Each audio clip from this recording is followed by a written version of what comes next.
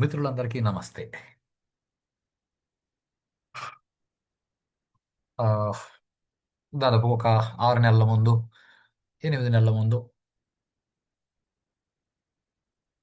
ప్రకృతి శబ్దాలు, మంత్రాలు, మంత్ర జపం చేయడం వల్ల లాభమేమి? అసలు మంత్రం అంటే ఏమి? మంత్రాలు ఎందుకు పనికొస్తాయి? నిజంగా మంత్రాలు ఉన్నాయా? ఇలాంటి విషయాలకు సంబంధించి ఒక రీసెర్చ్ పేపర్ పబ్లిష్ చేశాను. ఇది కూడా పబ్లిష్ అయిపోయింది. పబ్లిష్ అయిపోయిందనంటే ఇది శాస్త్రబద్ధంగా నిరూపించబడ్డది. Scientifically approved. కాబట్టి ఇప్పుడు దీనిలో ఉన్న విషయాలు ఏవైతే నేను చెప్తున్నానో అవి మీరందరూ ఒప్పుకోవచ్చు. మేము ఒప్పుకోము అంటే ఓకే. అంటే ఇది మాత్రమే ఒప్పుకోండి అని నేను అనట్లేదు. కొంచెం జాగ్రత్తగా ఆలోచించి అర్థం చేసుకోవడానికి ప్రయత్నం చేయండి. మామూలుగా జీవితంలో మనకన్నీ ఎమోషనల్ బయాస్డ్‌గా ఉంటాం. బయాస్డ్ అంటే పక్షపాతం. నాకు నచ్చింది అంటే నచ్చింది. నాకు నచ్చలేదు అంటే నచ్చలేదు. నాకు నచ్చిన దాన్ని బట్టి నేను నిర్ణయాలు తీసుకుంటాను. ఇవన్నీ ఎందుకొస్తాయి అనంటే అవిద్య అంటే ఆహ్, అజ్ఞానం అంటూ ఏది ఉండదండి. జ్ఞానం లేకపోవడమే అజ్ఞానం. జ్ఞానం మళ్ళీ భగవద్గీతలో కృష్ణ భగవానుడు చెప్పినట్లు జ్ఞానము 2 రకాలు. జ్ఞానము, విజ్ఞానము.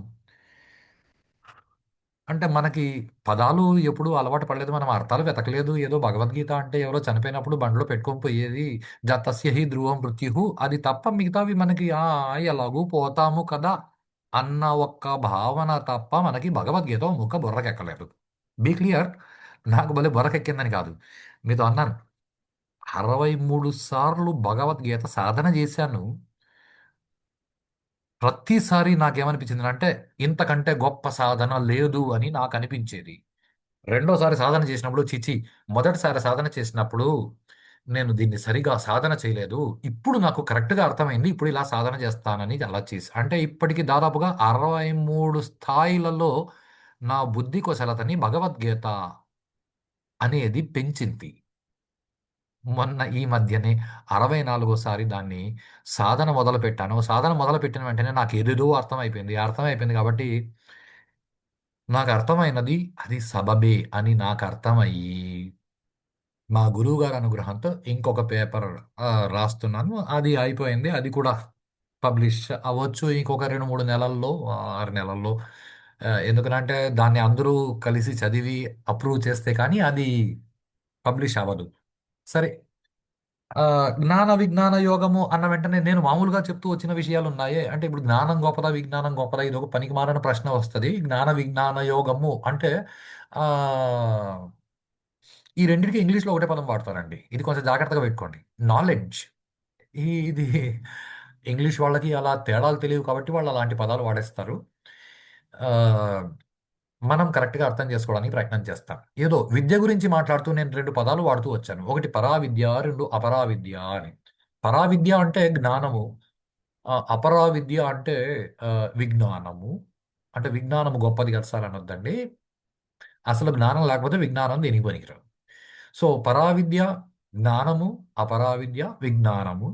అంటే పరావిద్య అంటే నువ్వెవరు? నువ్వు మనిషివని తెలుసుకొని, నువ్వు మనిషిగా బతకడం పరావిద్య. బతికున్నప్పుడు తినడానికి కావాల్సినవి సంపాదించుకోవడానికి కావాల్సిన జ్ఞానం ఏదైతే ఉందో, అది అపరావిద్య ద్వారా వస్తుంది. దానిని విజ్ఞానం అని అంటారు. ఈ రెండిట్లో ఆహ్, పరావిద్య బాగా సాధన చేసిన వాడికి అపరావిద్య అవసరం లేదు. ఎందుకంటే వాడు ఈశ్వరుడయిపోయినాడు. లేదు వాడితో లోకానికి ఏదైనా చెప్పించాలని ప్రకృతి అనుకుంటే వాడిని శరీరంలో ఉంచొచ్చు. వాడికి తిండిని అది ప్రొవైడ్ చేయొచ్చు. అవన్నీ డిబేటెడ్ కాన్సెప్ట్స్. మనకి అది అవసరం లేదు. మనము అవిద్య అంటే జ్ఞానము లేకపోవడము. ఇది మాత్రం అర్థం చేసుకున్నాం. ఇంకో ముఖ్యమైన విషయం అండోయ్! అసలు మాకివన్నీ ఎందుకు? ఇది చాలా ముఖ్యమైన విషయం. ఎందుకనంటే అదే భగవద్గీతలో కృష్ణ భగవానుడు అర్జునుడితో మాట్లాడుతూ ఒక మాట అంటాడు. లోకేస్మిన్ ద్వివిధా నిష్ఠ. అంటే అర్జున లోకంలో 2 రకాల మనుషులు ఉంటారా? అంటే ఈ మనుషులు మొత్తాన్ని నువ్వు 2 రకాలుగా ఈ సృష్టి మొత్తంలో మనుషులు అనలేదు ఇక్కడ. ఇది జాగ్రత్తగా వినండి. ఈ సృష్టి మొత్తంలో రెండు రకాల నిష్టలు కలిగిన వాళ్ళు ఉంటారు. ఈ రెండు రకాల నిష్టలు మీకు అర్థమైతే కానీ మీరు ఎలా బతకాలో మీకు అర్థం అవ్వదు. ఓకే. దానిలో ఏం చెప్తాడు అంటే అదే శ్లోకంలో లోకేస్మిన్ వివిధ నిష్ట పురా ప్రోక్త మయా నఘ జ్ఞానయోగేన సాంఖ్యానాం కర్మయోగేన యోగీనాం. అంటే ఇక్కడ సాంఖ్యము పాటించే వాళ్ళు రెండు ఆ, మామూలు జీవులు. అంటే దీన్ని ఆ, ఇంకో సాంస్క్రిట్లో దీనికి సినానిమ్స్ చెప్పుకుంటే ఒకటి నివృత్తి మార్గంలో వెళ్ళేవాళ్ళు, రెండు ప్రవృత్తి మార్గంలో వెళ్ళేవాళ్ళు. అంటే ఏం సార్ మార్గాలలో తేడా ఏముంటుంది అంటే ఆ, నివృత్తి మార్గంలో వెళ్ళేవాళ్ళు అంటే ఒక ఎగ్జాంపుల్ చెప్తాను. సనక సనక్ సనత్ కుమార, సనత్ సుజాత, సనంద, ఆ, భగవాన్ రమణ మహర్షి, రామకృష్ణ పరమహంస, వీళ్ళంతా నివృత్తి మార్గంలో ఉన్నవాళ్ళు. మరి కశ్యప ప్రజాపతి, వశిష్ఠ మహర్షి, బ్రహ్మర్షి, ఆ, అగస్త్య భగవానుడు, సుఖ బ్రహ్మ, ఆ, సుఖ బ్రహ్మ మళ్ళీ నివృత్తి మార్గంలో ఉన్నవాడు. ఈ వీళ్ళందరూ వ్యాస భగవానుడు వీళ్ళంతా ప్రవృత్తి మార్గంలో ఉన్నవాళ్ళు. అంటే ఆ, భగవంతుడు సృష్టి మొదలు పెట్టిన వెంటనే తన నుంచి ఏదైతే తయారు చేశాడో, ఎవరినైతే జన్మించేలా చేశాడో, ఆ, మామూలుగా ఆ, సృష్టి క్రమం చెప్పేటప్పుడు ఇలాగే చెప్తారు. సనక సనంద సనత్ కుమార సనత్ సుజాత వీళ్ళు నలుగురు చతుర్ముఖ బ్రహ్మ నుంచి పుట్టినారు. పుట్టిన వెంటనే వాళ్ళని సృష్టి కార్యక్రమం చేయమన్నారు. వాళ్ళు వీఆర్ సారీ, మాకు పెద్ద ఇంట్రెస్ట్ లేదు, ఆ, మేము ఇలాగే ఉంటాము. మేము ఆ, మేము అంటే ఇక్కడ వాళ్ళు నలుగురు మాట్లాడుతున్నారు కాబట్టి మేము అన్న పదం నేను వాడుతున్నాను ఇక్కడ. నేను నేను అనే వస్తువునని నాకు తెలుసు. నేను ఈ మలినంతో కలిసి ఆ, లోకంలో అన్నింటిగా పుట్టాలని నేను అనుకోవట్లేదు కాబట్టి నేను ఇలాగే ఉంటాను అని అన్నారు. కాబట్టి చతుర్ముఖ బ్రహ్మగారు నేను ఇలాగే ఉంటాను అని వాళ్ళు అన్నారు కాబట్టి వాళ్ళు అలాగే ఉంటారు. చతుర్ముఖ బ్రహ్మగారు వాళ్ళకి శాపం పెట్టారు. ఆ, మీరు ఇదే వయసులో ఉండిపోండి అన్నారు. కాబట్టి సనక సనంద సనత్ కుమార సనత్ సుజాత వీళ్ళు ఎప్పుడు 5.5 సంవత్సరాల వయసులోనే ఉంటారు. అంటే నిజంగా అట్లా జరుగుతుంది అసలు అంటే జరుగుతుంది. కావాలంటే నువ్వు కూడా వాళ్ళగా తయారుగా అలాగే ఉండి ఎవరొద్దన్నారు. దీన్ని పక్కకు పెడదాం. అంటే మిగిలిన అంటే వాళ్ళ వల్ల సృష్టి ఫర్దర్ ఎదగలేదు. ఇది జాగ్రత్తగా వినండి. వాళ్ళ వల్ల సృష్టి ఫర్దర్ ఎదగలేదు. ఇక రెండో రకం వహిష్ట, మా బ్రహ్మర్షి, కశ్యప ప్రజాపతి, మిగిలిన ప్రజాపతులు ఉన్నారు, మనకి ఋషులు ఉన్నారు. వాళ్ళ వల్ల వాళ్ళ సంతతి వాళ్ళ సంతతి వాళ్ళ సంతతి అలా పెరుగుతూ వచ్చినారు. ఇక్కడ సృష్టి పెరుగుతూ వచ్చింది. సృష్టి పెరుగుతూ రావడానికి పనికొచ్చే వాళ్ళని వాళ్ళు ప్రవృత్తి మార్గంలో ఉన్నారు అని అంటారు. ఆ, రెండో రకం నివృత్తి మార్గంలో ఉంటారు. ఈ ప్రవృత్తిలో మార్గంలో ఉన్న వాళ్ళు ధర్మం పాటిస్తారు. వాళ్ళు ప్రకృతిని కాపాడుకుంటారు. ఎందుకంటే వాళ్ళ పిల్లలు పెరగాలని ఆస్తులు కూడబెట్టి వాళ్ళకి ఇవ్వాలి. ఆ తర్వాత ఓకే, భూకంపాలు వచ్చిపోతే అది వేరు. అదర్వైజ్ జనరల్గా మా పిల్లల కోసం అండి మేము ఇంత చేస్తున్నామండి, ఇవన్నీ ప్రవృత్తి మార్గంలో భావాలు. నాకు ఇవన్నీ అవసరం లేదండి, నేను నేనుగా ఉంటానండి, శరీరం పడిపోయినా శరీరం నేను కాదు కాబట్టి నేను నేను ఎలాగో ఉంటాను అనే జ్ఞానముతో నిలిచిపోవడం నివృత్తి మార్గం. నాకు ఇవన్నీ ఎందుకండి? ఈ మాటని దయచేసి గృహస్థాశ్రమంలో ఉన్న వాళ్ళు ఎవ్వరూ ఈ మాట మాట్లాడొద్దండి. ఎందుకనంటే మీరు మాట్లాడేది ప్రకృతిలో అందరికీ వినిపిస్తుంది. ప్రకృతి వింటోంది, మీ పక్కన వాడు వినలేదేమో, నువ్వు కూడా విన్నావు. నాకెందుకులే అంటే నీకు చేతగా అన్నప్పుడు నాకెందుకులే అని నువ్వు అను. నీకు చేతగానప్పుడు నాకెందుకులే అని నువ్వు అను. ఎంత తెలివైన విషయం అండి. నీకు వద్దని అనిపించినప్పుడు నాకెందుకులే ఇవన్నీ నాకొద్దు అనండి. అందుకని నీకు చేతకాని వాటి కూడా నాకెందుకులే అని పన్నించి తప్పించుకోవడానికి మాట్లాడడం ఇది తెలివిగా చాలా మందికి ఎక్కువైపోయింది ఈ మధ్యకాలంలో. అలా కాదు. మీరు బతకాలని అనుకుంటున్నారు కాబట్టి నాకెందుకులే ఇవన్నీ అలా బ్రతకరాదు. ప్రవృత్తి మార్గంలో ఉన్న వాడి గురించి వేదం ఏం చెప్పింది అంటే నువ్వు బాగా సంపాదించు, నాలుగు దిక్కుల నుంచి జ్ఞానాన్ని ఆర్జించు, నువ్వెవరని గుర్తు పెట్టుకొని ఈ భూమి మీద నువ్వు అతిథివి. ఈ పదాన్ని మళ్ళీ జాగ్రత్త గుర్తుపెట్టుకోండి. నువ్వు అతిథివి అంటే తిథి వారం నక్షత్రం చూడకుండా నువ్వు వచ్చేసినావు. నువ్వు డిసైడ్ అవ్వాలా ఈ నక్షత్రానికి రావాలి అని. ఆ తిథి చూడకుండా వచ్చినావు కాబట్టి నువ్వు భూమి మీద అతిథివి. కొద్ది రోజులు ఉండి పోతావు. ఈ ఉన్నంతకాలం నువ్వు సంపాదించి ఫర్దర్ సృష్టి కార్యక్రమం అంటే నీ పిల్లలకి వాళ్ళ పిల్లలకి వాళ్ళ పిల్లలకి ప్రజా ప్రత్యర్థం అని మంత్రం చదివి ఆ, నేను కూడా ప్రజాపతిలాగా సృష్టిలో ఆ, ప్రకృతికి అనుకూలంగా బ్రతుకుతాను అని నువ్వు బతకాలి అంటే నువ్వు ప్రవృత్తి మార్గంలో ఉన్నావు. ఇవన్నీ వద్దు అంటే నువ్వు సన్యాసం స్వీకరించి వదిలి లోకంలో నేను అన్నింటినీ మార్చేస్తాను. లోకాన్ని నువ్వేది మరి నువ్వు మారు. అక్కడ అంతకంటే ఇంకేం లేదు. ఇది బాగా పట్టుకోండి. సో లోకంలో రెండు రకాల మనుషులు ఉన్నారు: నివృత్తి మార్గము, ప్రవృత్తి మార్గము. నివృత్తి మార్గము అంటే ఇక్- నేను అన్నది బాగా అర్థం చేసుకుని అసలైన నేనుగా నిలిచిపోయిన వాడు, వాడు నివృత్తి మార్గంలో ఉన్నాడు. ఆ సాధన చేస్తున్నవాడు నివృత్తి మార్గ సాధన చేస్తున్నాడు. ఇది మొదటిది. రెండు, ప్రవృత్తి మార్గంలో ఉన్నవాడు కూడా సాధన చేయాలి. వాడు ఏం సాధన చేయాలి అంటే సంపాదించడానికి, జ్ఞానముతో బ్రతకడానికి, ప్రశాంతంగా బ్రతకడానికి, తన కుటుంబాన్ని పెంచడానికి, ప్రకృతిని పోషించడానికి, ప్రకృతిలో తనని తాను పోషించుకోవడానికి. వాడు ప్రవృత్తి మార్గంలో ఉన్నవాళ్ళు వైరాగ్యం తెచ్చుకునే అవసరం లేదు. ప్రవృత్తి మార్గంలో ఉన్నవాళ్ళు ఏదో ఒకటి సాధించాలి సాధించాలి అని ముందరికి పోవాలి. ఈ అన్ని కొటేషన్లు failure is the first step of success, ఈ పనికి మాలిన మాటలండి. ఫెయిల్యూరు సక్సెస్ ఇవన్నీ ఏం లేవు. నేనైతే డైరెక్ట్గా ఒక స్టేట్మెంట్ చెప్తాను. నీ దగ్గర ఒక పని చేయించాలని ప్రకృతి అనుకునింది, నువ్వు కూడా అదే అనుకున్నావు. ఆ పని ఎనీహౌ ప్రకృతి అనుకుంది కాబట్టి జరిగింది. అది జరిగింది కాబట్టి నేను చేసినానని నువ్వు అనుకుంటావు. మామూలుగా జరిగే విషయం ఇది. దాన్ని నా సక్సెస్ నేనే చేశానని నువ్వు అనుకుంటావు. ఇలా కాకుండా ప్రకృతి నీ దగ్గర ఒకటి చేయించాలని అనుకునింది, నువ్వు వేరే చేయాలని అనుకున్నావు. ఎనీహౌ నీకంటే ప్రకృతి పెద్దది కాబట్టి ప్రకృతి చెప్పిందే ఇక్కడ జరుగుతుంది. అప్పుడు నువ్వు ఏందో దేవుడు నన్ను మోసం చేసినాడు అని అంటావు, లేకపోతే నాకు ఫెయిల్యూర్ వచ్చింది అని కుంగిపోతావు. ఇవన్నీ పనికి మాలిన విషయాలు. నానాటి బతుకు నాటకము. మన ప్లే మనం చేసుకొని పోతూ ఉండడం, అంతకంటే చేయడానికి ఏం లేదు. ఈ ప్లేలో నువ్వు ప్రవృత్తి మార్గంలో ఉన్నావా, నివృత్తి మార్గం సాధన చేస్తున్నావా? నివృత్తి మార్గం సాధన చేస్తున్న వాళ్ళ ఆలోచన పద్ధతులు, వాళ్ళు బతకాల్సిన పద్ధతులు వేరు.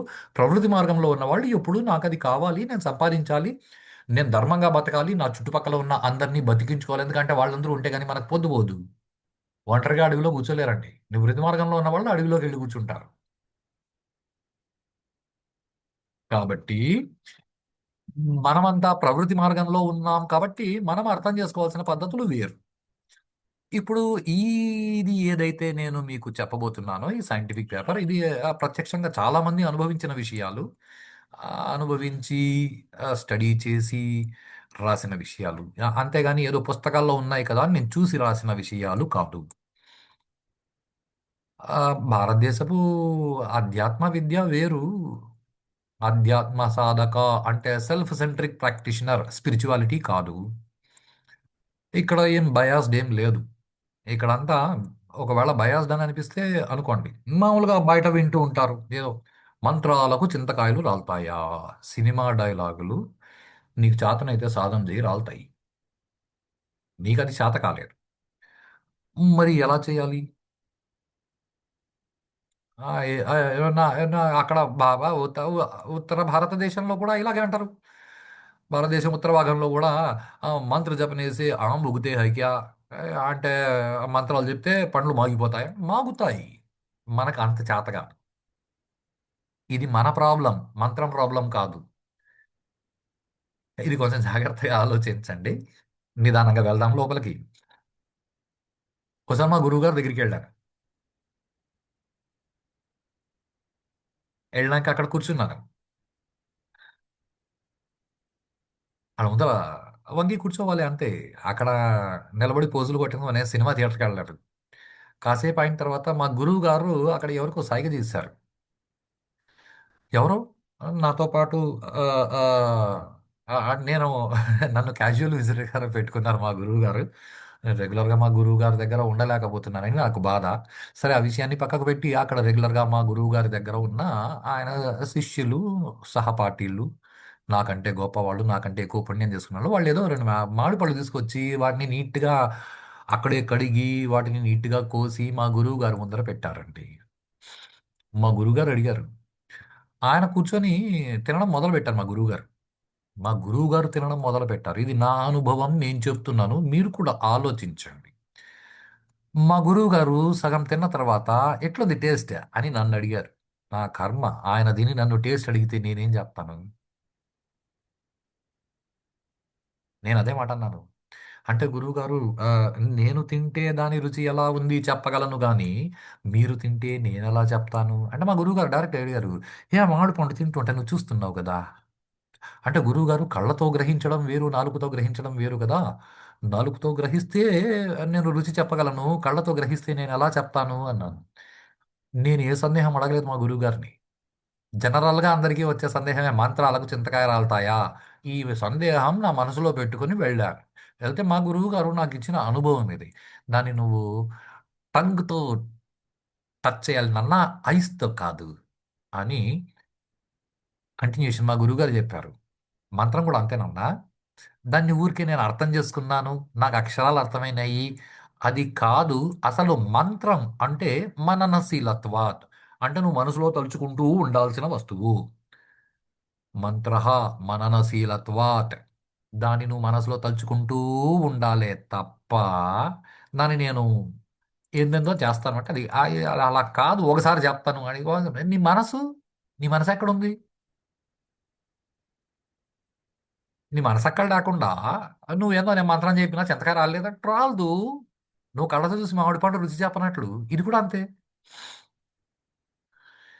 ఓకే. ఆ తర్వాత మా గురువుగారు ఏదో గాయత్రి మంత్రం జపం చేయమన్నారు. ఇప్పుడు గాయత్రి మంత్రం గురించి నేను మాట్లాడినా, నేను మంత్రోపదేశం ఎవరికి చేయట్లేదు. నేను మంత్రం చెప్పట్లేదు.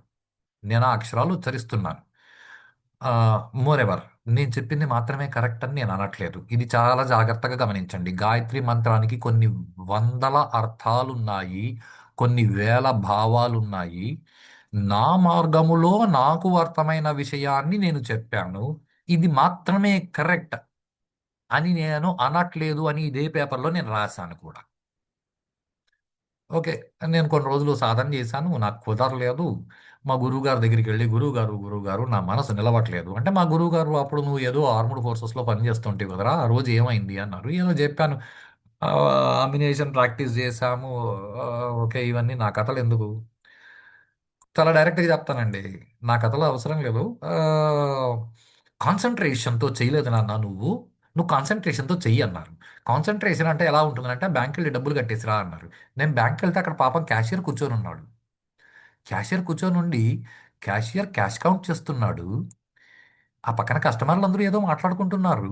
అయినా సరే క్యాషియర్ అంటే ఆ రోజుల్లో మిషన్లు రాలేదండి. క్యాష్ కౌంటింగ్ మిషన్లు చేతితో లెక్క పెట్టేవాడు. ఈ పక్కన వాళ్ళు ఎంత గట్టిగా మాట్లాడుకుంటున్నా, అరుచుకుంటున్నా అతను కరెక్ట్‌గా లెక్కెట్టేసాడండి.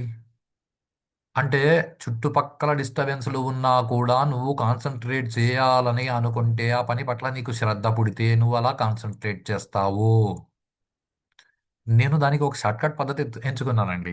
నేనేదో లెక్క పెడుతుంటే 7, 8, 9, 10 నా కూతురు మధ్యలో డిస్టర్బ్ చేయడం మొదలుపెట్టింది. 19, 23 అదేదో టీవీలో యాడ్ చూసి నన్ను డిస్టర్బ్ చేయడం మొదలుపెట్టింది. 93 నేను ఒక దారి వెతుక్కున్నాను. 1, 2, 3 అని నేను కౌంట్ చేయడం మొదలుపెడితే నా కూతురు డిస్టర్బ్ చేయొచ్చు. ఇంగ్లీష్‌లో కౌంట్ చేసినా నా కూతురు డిస్టర్బ్ చేయొచ్చు. 1, 2, 3, 4, 5, 6, 10, 12 से 20, 21, 22, 23 60, 60 నేను హిందీలో లెక్కెట్టుకోవడం మొదలుపెట్టాను.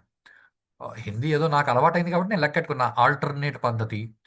అప్పుడు నా కూతురు, నేను 24 అన్న వెంటనే నా కూతురు 93 అంటే నాకు 93 వినిపించదు. ఎందుకంటే 24 తర్వాత 25 చెప్పుకోవాలి, కౌంట్ చేసుకోవాలని నా మనసు నిలుస్తుంది. అంటే మనసు నిలపడానికి ఒక దారి మా గురువుగారు నాకు చూపించారు. ఓకే. ఆ తర్వాత ఏదో నేను నేను ఏవైతే ప్రూవ్ చేశానో వాటికి సంబంధించిన కొన్ని విషయాలున్నాయి ఇక్కడ. ఆహ్, వేదాలలో ఎక్కడ దొరుకుతాయి ఈ ఈ శబ్దాలు. ఓకే. శైవ ఆగమ శాస్త్రంలో శివుడికి 64 రూపాలున్నాయి. ఆ రూపాలు అయన్నీ ఎక్కడెక్కడ చెప్పాలి.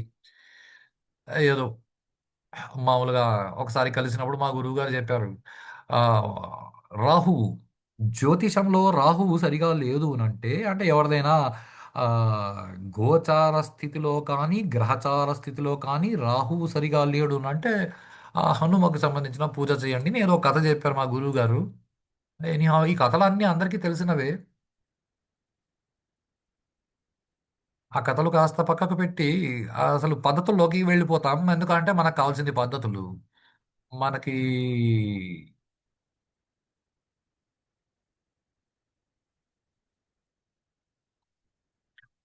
ఇది గాయత్రి మంత్రం అండి. ఒక ఓం భూహు ఓం భువః ఓం సువః. దీనికి ఎవరు బాధపడే పని లేదు. నేను మంత్రోపదేశం ఎవరికి చేయట్లేదు. ఎందుకంటే మంత్రోపదేశానికి సంబంధించి ఎవరి నియమాలు వాళ్ళకు ఉంటాయి. నా నియమాలు నాకున్నాయి. నేను అక్షరాలు మాత్రమే చదివి చెప్తున్నాను కాబట్టి దీని గురించి ఎవరు బెంగ పెట్టుకోని అవసరం లేదు. ఏంది గాయత్రి మంత్రం పబ్లిక్గా పాటలు పెట్టుకొని వింటున్నారు. అది దరిద్రం. అలా చేయకూడదండి. తప్పు. మంత్రం అంటే ఏదో పాటలాగా బయట పాడుకుంటా ఉండేది కాదు.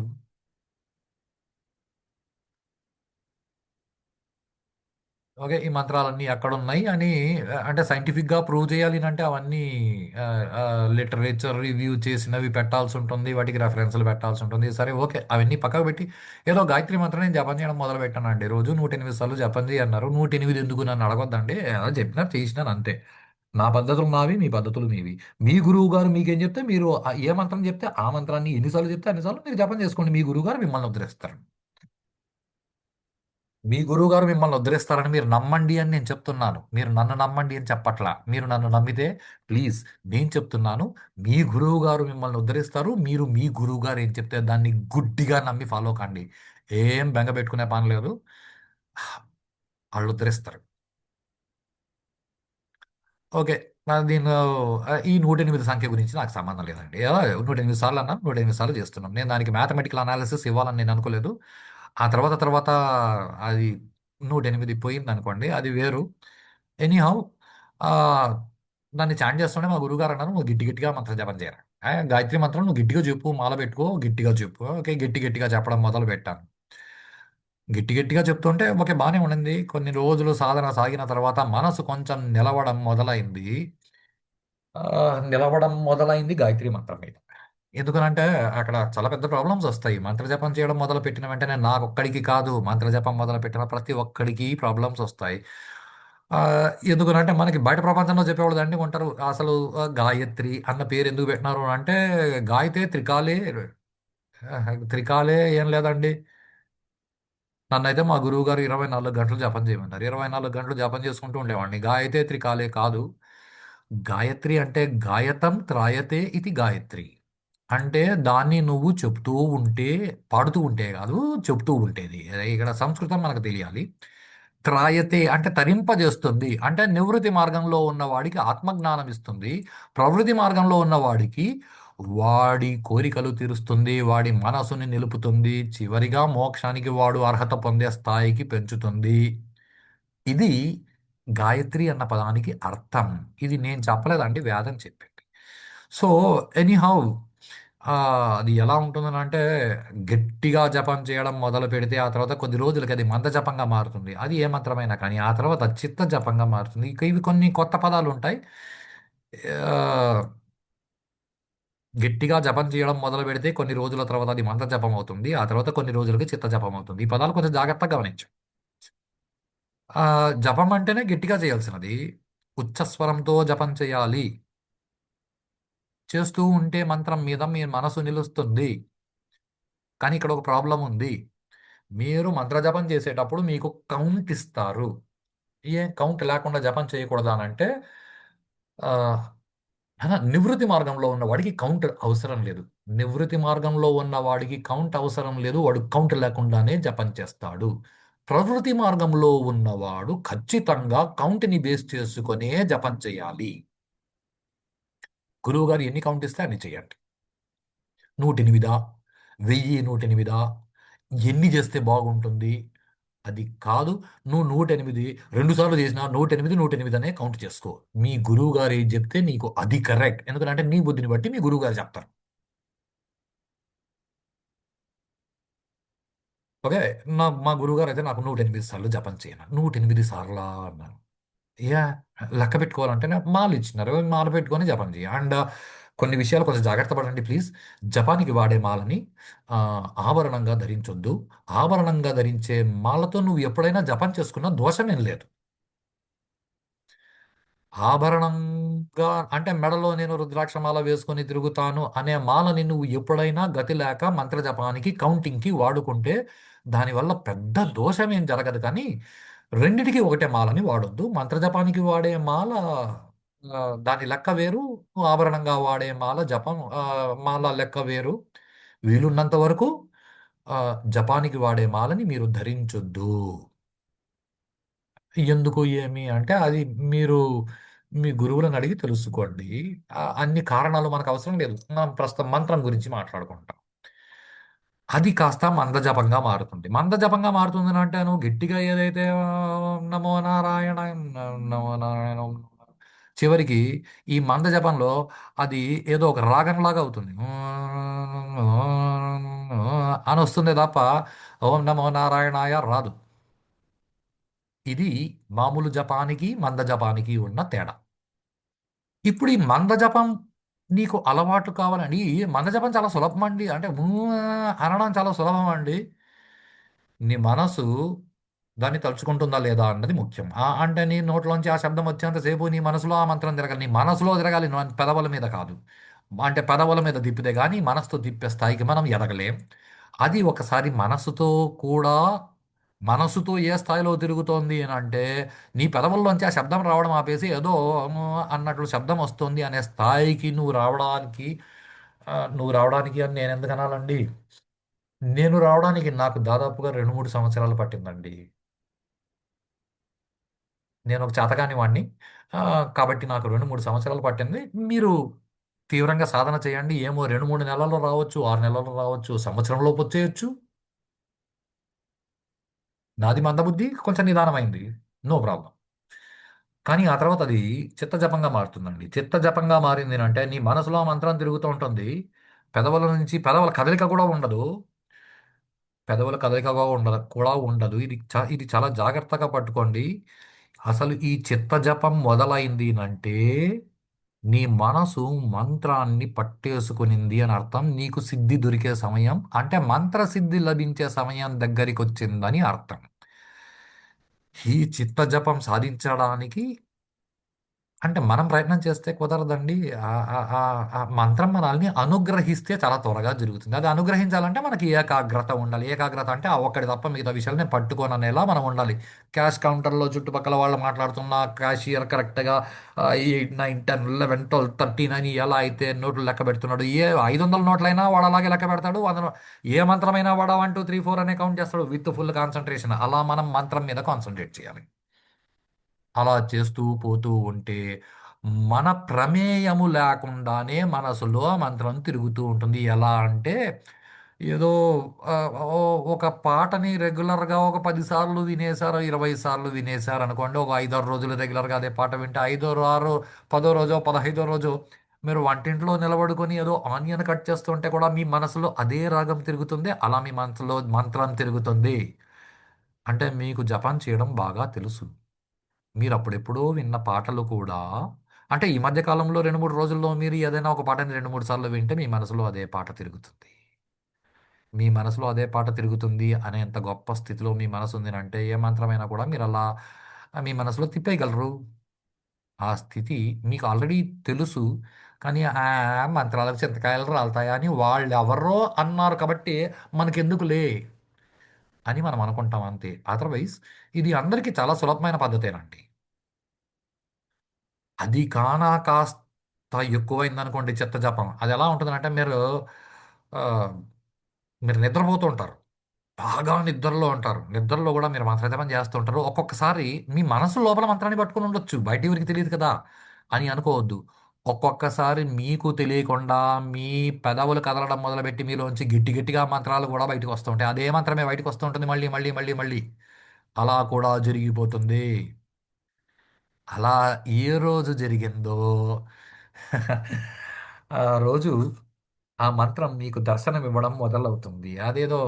ఆ, అదేదో సినిమాలో చెప్తాడే, ఐ థింక్ చంద్రముఖిలో గంగ చంద్రముఖిలా నిలబడింది, గంగ చంద్రముఖిలా ఆలోచించింది, గంగ చంద్రముఖిలా మారింది లాగా మీరు మంత్రాన్ని జపం చేయడం మొదలు పెడితే మీరు మంత్రంగా మారిపోతారు.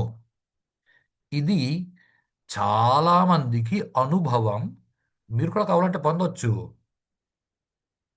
హెలికాప్టర్లో తిరగాలని చాలా కోరిక ఉంది కానీ హెలికాప్టర్లో టికెట్ కొనాలంటే 50-60 వేలు పెట్టాలి. ట్రిప్ పోవాలంటే అంటే ఇప్పుడు కష్టపడి 50-60 వేలు సంపాదించి హెలికాప్టర్లో తిరగడానికి సిద్ధమైన వాడు ఎవడైనా సరే 6 నెలల్లో సంవత్సరమో మంత్ర జపం సీరియస్గా రోజుకు 108 సార్లు చేసి నేను దాన్ని సాధించాలనుకుంటే అన్ని రోజులు కష్టపడి 50-60 వేలు సంపాదించినట్లు అన్ని రోజులు కష్టపడి జపం చేయాలి. ఆ, హెలికాప్టర్లో పెద్ద ఇంట్రెస్ట్ లేదండి హెలికాప్టర్లో తిరగడానికి. అంటే ఫ్రీగా తీసుకెళ్తే మాత్రం వెళ్తా. పక్కనాడు హెలికాప్టర్లో తిరిగితే నీ కుళ్ళ. నువ్వు సంపాదించి నువ్వు తిరుగు. నువ్వు మంత్ర జపం చేయి, నువ్వు తెలుసుకో. ఇది నిజంగా ఇలాగే ఖచ్చితంగా ఉంటాయండి విషయాలు. ఏదో చాలా సున్నితంగా సాత్వికంగా అలా కుదరదండి. కొంచెం కచ్చిగా ఉంటేనే మనకు విషయాలు అర్థమవుతాయి. మనం కచ్చిగా తయారవుతాం. అలా తయారవ్వకనే ఇప్పుడు చేతకాని దద్దమలలాగా తయారవుతున్నామండి. దీని నుంచి మనం బయటపడాలి. సరే. ఇప్పుడు మంత్రాన్ని చదివేటప్పుడు మళ్ళీ చాలా సందేహాలు వస్తాయండి. నాకే చాలా సందేహాలు వచ్చాయి. ఇది యాక్చువల్‌గా సూర్యుడికి సంబంధించింది. సవిత అనే పదం వస్తుంది. సహజంగా అలాగే చెప్తారు. అది సత్యం. అది తప్పేం లేదు. కొంతమంది కాదు, కాదు, కాదు, కాదు. ఇది ఆహ్, ఆ సూర్యుడికి అసలు పేరు సూర్యనారాయణ. ఎందుకనంటే సూర్యుడికి అసలు పేరు సూర్యనారాయణ మీరెవరు సార్ పెట్టేందుకు అని అనొద్దు. ఆయన పేరు సూర్యనారాయణ అని సూర్యగీత అనే గీతలో సూర్య భగవానుడే చెప్పాడు. నా పేరు సూర్యనారాయణ.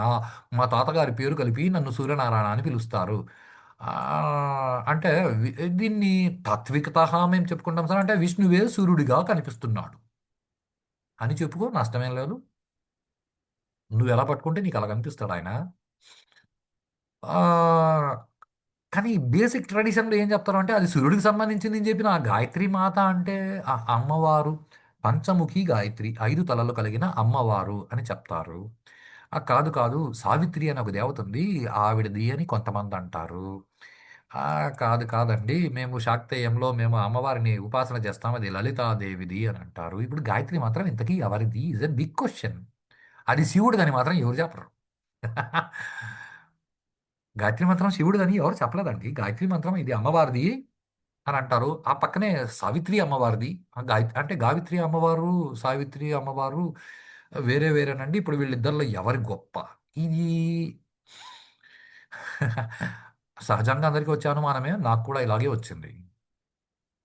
మా గురువుగారి దగ్గరికెళ్తే, "నువ్వు రేయ్, నువ్వు సుబ్రహ్మణ్య స్వామి ఆరాధన చేస్తున్నావు. ఆ సుబ్రహ్మణ్య స్వామి ఆరాధన మీ ఇంటి దేవుడు సుబ్రహ్మణ్య స్వామి కాబట్టి సుబ్రహ్మణ్య స్వామి ఆరాధన. నువ్వు ఇంతవరకు చేసిందేం లేదు. ఆయన నీకు అర్థం కాడు. నువ్వేదో శివారాధన చేస్తున్నావు గదా! కాబట్టి నీ సాంప్రదాయం ప్రకారం నువ్వు గాయత్రి మంత్రం శివుడిదిగా నువ్వు చేయడం మొదలుపెట్టు" అన్నారు. ఏదో గాయత్రి మంత్రం శివుడిది అసలు ఎక్కడ ఎవరు చెప్పలేదు. నేను చేయడం మొదలుపెట్టాను. గాయత్రి మంత్రం చేయడం మొదలుపెడుతుంటే నాకేదో సంస్కృతం కొంచెం వ్యాకరణం నేర్పడం మొదలుపెట్టాయన కొన్ని పదాలు చెప్తూ వచ్చాడు. భూ భూ సత్తాయాం అంటే ఉండేది అన్నాడు. ఓహ్! సరే ఆ తర్వాత నేను కూర్చొని మిగిలిన మొదలుపెట్టాను. భువః అంటే ఆహ్, దేని యందు ఉందో అది.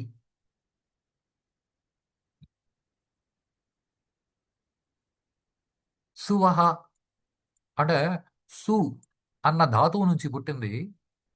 అంటే బహుశా గాయత్రి మంత్రానికి అర్థం ఇలా ఎవరు చెప్పింటారేమోనండి. ఏమో చెప్పుండొచ్చు. నేనే బుద్ధిహీనుడిని నిదానంగా తెలుసుకున్నానని నేను అనుకుంటున్నాను. స్వహ అంటే వెలుగుతున్నది, ప్రకాశింపజేసేది, ఉంచబడినది అని అర్థం. ఆహ్, నాకు వచ్చిన భావాలు నాతో ఉన్న సహపాఠికి చెప్తే ఆయన సంస్కృతంలో ఇలా నా భావాలని ఒక పద్యంగా రాసిచ్చాడు. సంస్కృతంలో ఒక శ్లోకంగా రాసిచ్చాడు. పద్యంగా కాదు. పద్యం వేరు, శ్లోకం వేరు. ఓకే. మనకి సంస్కృతం ఎందుకులేండి. దానికి అర్థం ఏమిటంటే ఓం భూః అంటే ఉండేది భూ. ఓం భువః అంటే దేనిలో ఉందో అది కూడా అది కూడా ఓం. ఓకే. ఓం భూః అంటే భూ అంటే ఉండేది. ఉండేది ఓం. ఓం భువః అంటే భువః అంటే దేనిలో ఉందో అది. అంటే దేనిలో ఉందో అది కూడా ఓం. ఓం సువహ అంటే ఈ భూ ఏది ఉందో, దేనిలో ఉందో దానిలో ఉంచేది సువహ. సువహ అంటే అర్థం అది. ప్రకాశింపజేయునది, వెలిగించునది అంటే ఉండబడడము. అంటే జీవుడు శరీరంలో ఉంటే ఆ ఉండబడడము ఏదైతే ఉందో దాన్ని సంస్కృతంలో చెప్పేటప్పుడు సువహ అని అంటారు. సువహ అన్న పదానికి ఆహ్, అదే అర్థం. అంటే గాయత్రి మంత్రం చెప్తూ ఉంటే అది ఏం చెప్తుంది అంటే దట్ ఎగ్జిస్ట్ ఈజ్ ఓం, ఉంటే ఉండేది Om. That in which it exist is Om, అంటే దేనిలో ఉందో అది ఓం. ద ఎగ్జిస్టెన్స్ అంటే ఉండబడము ఓం. ఇప్పుడు ఇలా కొన్ని నెలల పాటు ధ్యానం చేస్తుంటే గాయత్రి అమ్మవారు మిగిలిన మంత్రాన్ని నాకు పూర్తిగా అర్థమయ్యేలా చెప్పారు. అంటే అలా జరుగుతుందంట అంటే ఆ, నేను అర్థం చేసుకున్నాను అని చెప్పే ఆ, ఆ, దుర్బుద్ధి నాకు లేదండి. ఆ అమ్మవారు అనుగ్రహించి ఆ గాయత్రి మాత నాకు ఇది అర్థమయ్యేలా చెప్పింది. నాకేం అర్థమయ్యేలా చెప్పిందో ఇది మాత్రమే కరెక్ట్ అని నేను అనట్లేదు. ఈ విషయం గాయత్రి అమ్మవారే చెప్పారు. నాన్న, గాయత్రి మంత్రానికి కొన్ని వేల అర్థాలు ఉన్నాయి. వాటిలో నువ్వు ఈ మార్గంలో ఉన్నావు కాబట్టి నీ ఈ అర్థాన్ని పట్టుకో, కొంచెం జాగ్రత్తగా అర్థం చేసుకో. సవితు అంటే సూర్యుడు. ఓకే, చాలా బేసిక్ టర్మినాలజీ. కానీ సవితు అన్న పదాన్ని తీసుకెళ్తే సావిత్రి మాత అని కూడా అర్థం చేసుకోవచ్చు. కానీ సవితు అన్న పదానికి ఇంకొక అర్థం ఉంది సంస్కృతంలో. దానికి అర్థం ఏమేనంటే టు డ్రింక్, దాన్ని తాగడం, దాన్ని బాగా లాగేసుకోవడం, దాని లోపలికి పీల్చేసుకోవడం. అంటే తాగడం అంటే నోట్లో పోసుకొని కాదండి. తాగడం అంటే గ్రహించడము, టు అబ్జార్బ్ అని అర్థం సవితు. సో సవితు వరేణ్యం. వరేణ్యం అంటే చాలా బాగా గొప్పగా. అంటే పీల్చి పిప్పి చేసేసినాడు లాగా లోపలికి బాగా లాగేసుకోవాలి. బయట అసలు ఏం వదలకుండా లోపలికి లాగేసుకోవాలి. దేవస్య అంటే అతనికి సంబంధించిన అని అర్థం. అదే భర్గో దేవస్య, ఇప్పుడు భర్గ అన్న పదం సూర్యుడిని సూచిస్తుంది. ఓకే, భర్గ అన్న పదం శివుడిని కూడా సూచిస్తుంది. మా గురువు గారు నాకు ఇచ్చిన గైడెన్స్ ప్రకారం నేను శివ సెంట్రిక్గా, అంటే శివుడిని నా ఆరాధ్య దైవంగా పెట్టుకొని నేను చదువుకుంటున్నాను కాబట్టి శివుడని అనుకున్నా.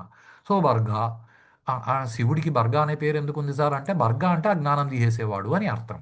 రజోగుణాన్ని తీసేసేవాడు, సత్వగుణాన్ని మాత్రమే మిగిల్చేవాడు.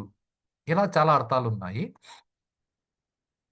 సో అలా చెయ్యగా చెయ్యగా ఏమవుతుంది అంటే భర్గో దేవస్య ధీమహి. ధీ అంటే బుద్ధిశక్తి. ఆ, ధీమహికి మళ్ళీ చాలా అర్థాలు ఉన్నాయండి. ధీమహి అంటే మేము దాని మీద ధ్యానం చేస్తాము అని అర్థం వస్తుంది. దాని మీద మేము మనసుని పెడతాము, దాన్ని కన్సిడర్ చేస్తాము, దాన్నే చెప్తాము అని అర్థము. కానీ అది ఇంగ్లీష్లో ఎలా చెప్పాలి అంటే నౌన్ ఫార్మేట్లో తీసుకుంటే, దాన్నే వర్బల్ ఫార్మేట్లో తీసుకుంటే దానికి అర్థం ఏమి అంటే ఆ, నాకు ఆ, ఇస్తాడు, ధీమహి బుద్ధిని పెద్దగా చేస్తాడు. ఓకే, ఎలా పెద్దగా చేస్తాడు అంటే ధియో అంటే ధీ శక్తి ఎక్కడి నుంచి ఎక్కడైతే ఉందో అది ధియో. కొంచెం జాగ్రత్తగా గమనించండి. యోనః, యోనిహి అంటే పుట్టు స్థలము అని అర్థము. ధియో యోనః అంటే బుద్ధి పుట్టు స్థలాన్ని ప్రచోదయాత్, దాన్ని యాక్టివేట్ చేసి. అంటే ఇప్పుడు గాయత్రి మంత్రం జపం చేస్తే ఏం జరుగుతుందండి అంటే ఏమైనా జరగవచ్చు. ఎందుకనంటే నీ బుద్ధి పుట్టే స్థలాన్ని కదిలించి నీకు బుద్ధి పుట్టేలా చేస్తుంది గాయత్రి మంత్రం. నీకు బుద్ధి పుడితే విషయాలు అర్థమవుతాయి. ఇది చాలా గొప్ప విషయం అండి. చాలా ఈజీ గోయింగ్ స్టేట్మెంట్ కాదు. ఎందుకనంటే భగవద్గీతని మనకి వ్యాస భగవానుడు ఇచ్చినప్పుడు ఏదో కర్మయోగము, కర్మద సన్యాస యోగము, జ్ఞాన విజ్ఞాన యోగం అంటే వ్యాస భగవానుడు నేను తక్కువ చేయట్లేదు. మనకు అర్థం అవడానికి అలా విడమర్చిస్తే మన కర్మ మనకి భగవద్గీత అర్థం కాల.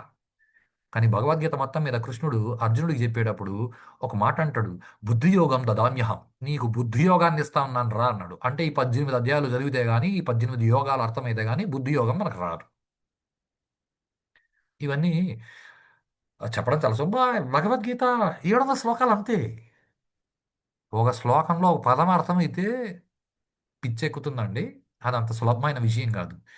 భగవద్గీత మిగతా అన్ని మత గ్రంథాలన్నింటిలాగా కాదు. భగవద్గీత ఒక్కదానిలో నేను అనే పదం ఉంది. మిగతా ఏ మత గ్రంథంలోనూ నేను అనే పదం లేదు. నేను గురించి చెప్పేవాడు లేడు. ప్లీజ్ దీన్ని నోట్ చేసుకోండి. కావాలంటే మీరు వెతికి చెప్పండి, నన్ను నేను కరెక్ట్ చేసుకుంటాను. వేరే మత గ్రంథాలలో నేను మనిషిని, మనిషి అంటే ఇలా బ్రతకాలి, దేవుడు అంటే ఇలా ఉంటాడు, దేవుడికి మనిషికి సంబంధం ఇది, ఏందో హాంపట్ అంటే వచ్చేసినాడు అయ్యా అట్లా, అది అది కాదండి. అలా కాదు. సరే, మనకు మతాల గొడవ ఎందుకు, మనకు అవసరం లేదు. సో ఓవరాల్గా ఆ, గాయత్రి మంత్రం నాకేం నేర్పించింది అంటే ఉండేది ఓం, దేనిలో ఉందో అది ఓం. అంటే ఓంకారం తప్ప ఇంకేం లేదు. ఈ ఓం ఏదైతే ఉందో ఇది శివుడిది. ఈ ఓంని బాగా లోపల గమనిస్తే అంటే ఆ, ఉచ్చ జపం నుంచి మంద జపానికి వెళ్ళి అక్కడి నుంచి చిత్త జపానికి వెళ్ళి చిత్త జపంలో సాధన బాగా స్థిరపడిపోతే అప్పుడు ఏమవుతుంది అంటే బుద్ధి పుడుతుంది. బుద్ధి కరెక్ట్గా పనిచేస్తుంది. బుద్ధి కరెక్ట్గా పనిచేయడం వల్ల నేను బుద్ధివంతుడవుతాను. బుద్ధిమంతుడు కాకపోతే ఏమండి అంటే నువ్వు జంతువులాగానే బతుకు. నష్టం లేదు. ఎవరు నేను కూర్చొని మంత్రం జపం చేయం అంటే గాయత్రి మంత్రం అందరూ చెప్పొచ్చేస్తారంటే మీ గురువు గారు మీకు ఇస్తే మీరు చెప్పండి, నాకేం అభ్యంతరం లేదు. గాయత్రి నిజానికి చెప్పాలి అంటే ఆ, ప్రతి మంత్రానికి ఒక పద్ధతి ఉంటుందండి. ఇప్పుడు గాయత్రి మంత్రం చాలా గొప్పది మిగతా అన్ని మంత్రాల కంటే. ఇలాంటి మాటలు చాలా వస్తుంటాయండి. అలా ఏం లేదండి. మీ గురువు గారు మీకు ఏమిస్తే అది మీకు గాయత్రి. దయచేసి దీన్ని అర్థం చేసుకోండి. మంత్రం అంటే నీ గురువు నీకు ఇచ్చిన దానిపైన నువ్వు శ్రద్ధ పెడితే, శ్రద్ధ అంటే ఆ,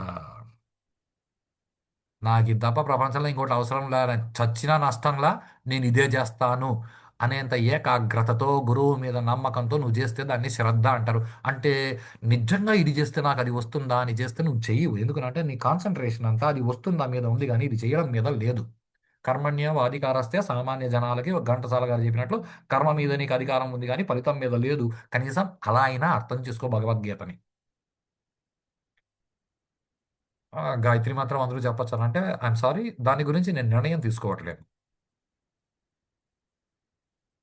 ఇది మొదటి స్టేట్మెంట్. ఎందుకంటే గాయత్రి మంత్రం గురువు ఉపదేశాన్ని ఇవ్వడం. మా గురువు గారు నాకు గాయత్రి ఉపదేశం ఇవ్వలేదు. గాయత్రి ఉపదేశం తండ్రి కొడుక్కిస్తాడు. తండ్రి లేని పక్షంలో తండ్రి స్థానంలో ఎవడైనా కూర్చుని గాయత్రి మంత్రం ఉపదేశం ఇస్తాడు కొడుక్కి. కర్మ ఎవడు దొరక్కపోతే అప్పుడు గురువు అనేవాడు కూడా తండ్రి స్థానంలో కూర్చొని ఉపదేశం ఇస్తాడు తప్ప ఇది ఏ గురువో గాయత్రి మంత్రాన్ని ఉపదేశం ఇచ్చేది కాదు. అది కూడా ఉపదేశం ఇవ్వడం అంటే చెవిలో సీక్రెట్గా రహస్యంగా కొడుక్కి మాత్రమే వినిపించేలా చెప్తారు. దాన్ని ఏదో మ్యూజిక్ పెట్టి పక్కన రికార్డ్ చేసి ప్లే చేసి మేము గాయత్రి మంత్రాన్ని రింగ్ టోన్గా పెట్టుకున్నాం తెలుసా అంటే నువ్వు ఒక పాపం చేస్తున్నావని నాకు అనిపిస్తుంది. యా, దానివల్ల పెద్ద తేడా ఉంటుందా ఉండదా అని అంటే గాయత్రి మంత్రం వెలుగు తెలిసిన వాడు నిన్ను తిట్టుకుంటే నీకు పాపం వస్తుంది. పదం జాగ్రత్తగా వినండి. పోనీ ఆ గాయత్రి మంత్రం రింగ్ టోన్గా పెట్టుకొని నువ్వు 10 మందికి వినిపించినప్పుడు వాళ్ళు ఎవరు తిట్టుకోలేదనుకో నీకు పాపం రాకపోవచ్చు. ఖచ్చితంగా పుణ్యం రాదు, బుద్ధి అస్సలు రాదు. ఇది గ్యారంటీ అండి. బుద్ధి అసలు రాదు. ఎందుకనంటే సెల్ ఫోన్ గాయత్రి మంత్రం జపం చేసింది కాబట్టి సెల్ ఫోన్కి బుద్ధి వచ్చి కొన్ని రోజుల తర్వాత అది పేలిపోవచ్చు. మనిషికి బుద్ధి రావాలంటే మనిషి మనసు తిరగాలి. ఎందుకంటే అది మంత్రం. మంత్రం అంటేనే మననం చేయాల్సిన వస్తువు, చెప్పాల్సిన వస్తువు కాదు. మోరెవర్ ఏ భగవన్నామాన్ని పట్టుకున్నా కూడా నువ్వు నామజపం చెయ్యి. చాలా ఈజీ గోయింగ్. శివ శివ శివ అనుకో. ఓకే. నారాయణ నారాయణ అవి ఓకే. గోవింద గోవింద అనుకో. అంటే గాయత్రి మంత్రం ఉపదేశం పొంది గాయత్రి మంత్రం సాధన చేసి సిద్ధి పొందిన వాడి కంటే కూడా త్యాగరాజ స్వామి రామ రామ రామ రామ తప్ప ఇంకేం అనలేదు. ఆయనకు సిద్ధి వచ్చేసింది, రాముడు వెనకాల తిరిగినాడు. సెక్యూరిటీ గార్డు లెక్క త్యాగరాజ స్వామి వెనకాల. అలా అంటే ఇప్పుడు త్యాగరాజ స్వామి నామజపం చేసినారా మంత్రజపం చేసినారా అది మన ప్లీజ్ ఈ హిస్టారికల్ ఎవిడెన్స్లు తీసుకుని డిబేట్లు చేసి ఎవడెంత కరెక్ట్ అన్నది పక్కకు పెట్టి నువ్వు వదిలించుకో. నువ్వు వదిలించుకోవాలంటే నీకు డౌట్లు ఉండకూడదు. నీకు నేను శరీరం కాదు, నేను జంతువుని కాదు, నాకు శరీరం ఉంది, నేను శరీరాన్ని కాపాడుకుంటాను, నేను మంత్రజపం చేసి నేను జీవుడు, నేను కాన్సెప్చువల్, నేను ఒక విషయాన్ని, నేను అనే ఒక విషయాన్ని దాని నుంచి నేను బయటపడడానికి నేను ప్రయత్నం చేస్తాను. నేను అసలైన నేనుగా బతకడానికి ప్రయత్నం చేస్తాను అని ప్రయత్నం చేసే వాళ్ళ కోసం నేను వీడియోలు పెడుతున్నాను. ఎందుకంటే నేను ఆ ప్రయత్నం చేస్తున్నాను, నా అనుభవాలు షేర్ చేసుకుంటున్నాను. ఈ అనుభవాలు నేను ఆ, అంటే నెలకి 20,000 వస్తుంది, నాకు నెలకి 50,000 రావాలంటే నేనేం చేస్తే బాగుంటుంది అని మాత్రమే ఆలోచించే వాళ్లకు నా వీడియోలు దీనికి పనికిరావు. బెటర్ చూడొద్దండి. లేదు సార్ నేను మనిషిని, నేను హ్యాపీగా బతకాలనుకుంటున్నాను. ఓకే, వినడం మొదలు పెట్టండి. మీకు దేనిక ఎక్కడో ఒక చోట జీవితంలో పనికొస్తాయి. ఎక్కడో ఒక చోట ఏం లేదు, బతికున్నంతకాలం పనికొస్తాయి. ఎందుకంటే మనకి పనికి మాలిన డౌట్లు రావు. మంత్రాలకు చింతకాయలు రాలుతాయా ఇలాంటి సందేహాలు జీవితంలో రావు. ఓకే, ఎనీహౌ ఇవన్నీ చేయాలంటే మన ప్రారంభం ఉండాలండి. మన ప్రారంభం అంటే ముందు జన్మలో మనం ఎప్పుడో కోరుకుని ఉంటే కానీ మనకి అలా జరగదు. సరే అలా చేస్తూ వెళ్ళాను. చేస్తూ వెళ్తుంటే నాకు మళ్ళీ సందేహాలు వచ్చాయి. ఏదో గ్రామర్ పట్టుకున్నాం కదా, సంస్కృత వ్యాకరణాన్ని పట్టుకొని కదా నేను ముందరికెళ్తున్నాను. అంటే ఇప్పుడు శివ సెంట్రిక్‌గా బర్గ అంటే నేను శివుడన్నాను. కానీ మామూలుగా అందరూ బర్గ అంటే సూర్యుడు అని చెప్తారు. ఇది ఒక సందేహం మొదలైంది. అంటే చేసేవాడికి సందేహాలొస్తాయి. చేయనివాడికి సందేహాలు అవసరం లేదు. సందేహాలొచ్చి మళ్ళీ మా గురువుగారి దగ్గరికెళ్ళాను. అయ్యా! ఇప్పుడు గాయత్రి మంత్రం ఓకే. నేను చేస్తున్నాను. మీరు ప్లీజ్ నాకు అనుగ్రహించి నాకు పెద్ద సందేహాలొచ్చినియి. నేను దీన్ని విష్ణువు గాయత్రి అనుకోవాలా? గాయత్రి మాత గాయత్రి అనుకోవాలా? లేకపోతే సావిత్రి మాత అని మళ్ళీ ఒక మాట అన్నారు. సావిత్రి మాత అనుకోవాలా? సూర్యుడిదా? శివుడిదా? నాకేం అర్థం కావట్లేదు. అసలు నేను దీన్ని శివుడికి సంబంధించిందిగా చదవాలా? విష్ణువుకి సంబంధించిందిగా చదవాలా? ఎందుకనంటే ఇద్దరు ఒకటైనా ఆహ్, చేసే పనులు ఒకటైనా వేరే వేరేగా కనిపిస్తారు కదా! నేను ఎలా చెయ్యాలి? అంటే ఇది చాలా గొప్ప విషయం జరిగిందండి నా జీవితంలో. మా గురువుగారు నన్ను పిలిచి, "నాయనా లలితా సహస్రం ఎత్తుకో, శివ సహస్రనామం ఎత్తుకో, విష్ణు సహస్రనామం ఎత్తుకో, వాటిని చదువు" అన్నారు. చదువు అన్నారు. ఇది బానే ఉంది. లలిత సహస్రం చాలా మందికొచ్చు, విష్ణు సహస్రం చాలా మందికొచ్చు, శివ సహస్రం చాలా మందికొచ్చు. కానీ మా గురువుగారు మాడిన మాట ఆ 3 కలిపి చదువు అన్నారు. ఆ 3 కలిపి చదువు అన్నప్పుడు కలిపి అన్నది మనం పెద్ద పట్టించుకోము. ఎందుకంటే అట్లాంటి శబ్దాలు గురువులెప్పుడు వినిపించి వినిపించనట్లే చెప్తారండి. మన ధ్యాస ఎక్కడుందన్న దాని మీద. ఆ 3 కలిపి చదువు అన్నారు. నేనేదో ఆహ్, మూడిటిని చదవడం మొదలుపెట్టాను. లలితా సహస్రం, లలితా సహస్రమే, విష్ణు సహస్రం, విష్ణు సహస్రమే, శివ సహస్రం, శివ సహస్రమే. ఇప్పుడు శివ సహస్రం గొప్పదా? విష్ణు సహస్రం గొప్పదా? చాలా గొప్ప డిబేట్లు జరుగుతాయి. వైష్ణవ సాంప్రదాయం వాళ్ళు ఆహ్, ఆహ్, యా శివుడు శ్మశానంలో ఉంటే మాకెందుకండి? మేము విష్ణు సహస్రనామం చదువుతాం. మంచిదండి చదవండి. విష్ణు సహస్రం చదువు అంతే మంచిది. విష్ణు సహస్రం చదివేటప్పుడు మళ్ళీ విష్ణు సహస్రంలో హర, శివ అనే శబ్దాలు ఉన్నాయండి. అవి చెప్పొద్దండి. ఆ 1000 పేర్లు పూర్తి కావు. పాపం కూడా వస్తది. శివసహస్రం చదివేవాడు మేము అంటే శివసహస్రం చదివినాడు అంటేనే అక్కడ డిక్లేర్ చేస్తారండి. వీడు విష్ణు ద్వేషి అని.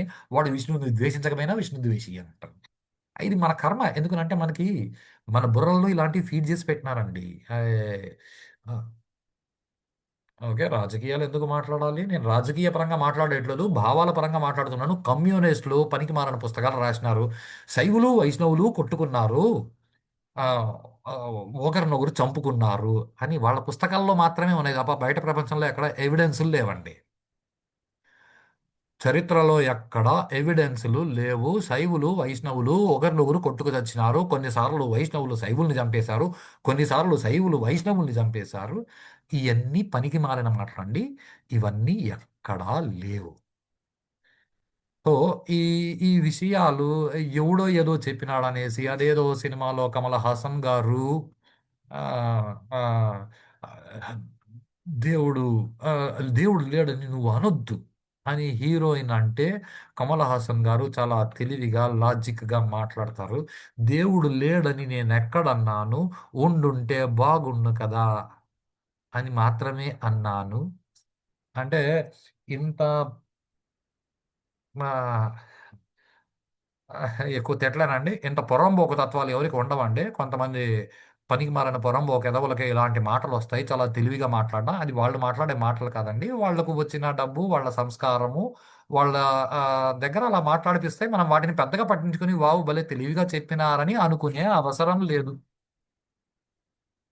ఈ రోజుకి ఆహ్, ఇంత చాలు. ఎందుకంటే ఇక్కడ మళ్ళీ ఎవరినో తిట్టుకోవాలనే లాంటి ఆలోచనలొచ్చేస్తున్నాయి నాకు కూడా. అది తప్పు రాకూడదు. ఎందుకనంటే మనం ముందరికెళ్ళాలి గానీ, ఒకరిని తిట్టుకుంటూ దిగజారిపోరాదు. ఈ లలితా సహస్రం, శివ సహస్రం, విష్ణు సహస్రం వీటిని కలిపి చదివితే నాకొచ్చిన లాభమేంటి? నాకొచ్చిన లాభం మీకు చెప్తే మీకొచ్చే లాభమేంటి? ఇది నెక్స్ట్ వీడియోలో చూస్తామండి. అంతవరకు సెలవు.